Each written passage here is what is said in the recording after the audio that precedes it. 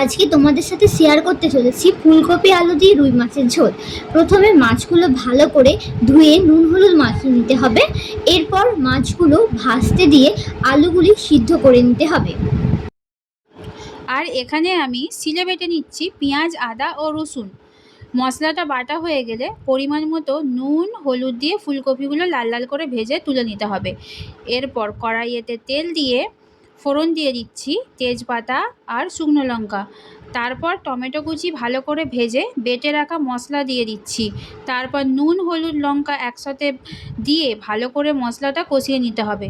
মশলা কষা হয়ে গেলে সিদ্ধ করে রাখা আলু আর ভেজে রাখা ফুলকপি দিয়ে কষিয়ে নিয়ে পরিমাণ মতো জল দিয়ে কিছুক্ষণের জন্য ফুটিয়ে ভেজে রাখা মাছগুলো দিয়ে আরও কিছুক্ষণের জন্য ফুটিয়ে নামিয়ে নিলেই তৈরি ফুলকপি আলু দিয়ে রুই মাছের ঝোল।